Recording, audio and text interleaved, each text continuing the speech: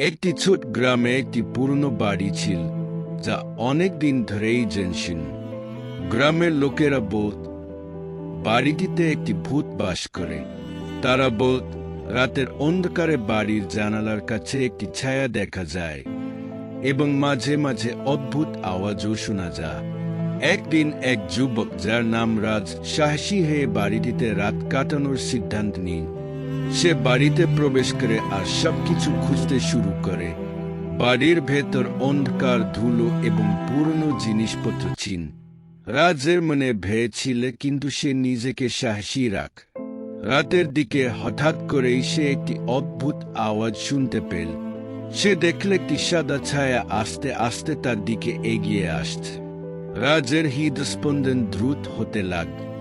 ছায়াটি আসলে একটি তরুণী আত্মা ছিল, যার চোখে দুঃখের ছাপ ছিল।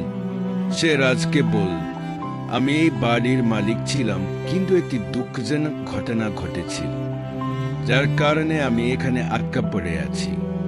রাজ তাকে সাহায্য করার প্রতিশ্রুতি দিই। তারা একসাথে সেই ঘটনার রহস্য উদ্ঘাটন করতে বের হয়। রাজ জানতে পারল তরুণীটি তার প্রেমিকের সঙ্গে বাড়ির পিছনে একটি জলপ্রপাতে গিয়েছিল, কিন্তু সেখানে একটি দুর্ঘটনা ঘটে এবং সে মারা যায়। তার প্রেমিকের আত্মা এখনও সেখানে আছে এবং সে তাকে মুক্ত করতে চাইছে। রাজের সাহসিকতা এবং তরুণীর সহায়তায় তারা প্রেমিকের আত্মাকে শান্তি দিতে সক্ষম হয়।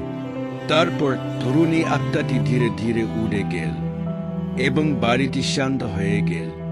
এরপর থেকে গ্রামের লোকেরা আর কখনো সেই বাড়িটিকে ভূতের বাড়ি বলে ডাকেনি, বরং তারা জান যে সেখানে এখন একটি সুন্দর স্মৃতি রয়ে গেছে। রাজের সাহস ও জালু হৃদের জন্য গ্রামটি শান্তি ফিরে পেয়েছিল।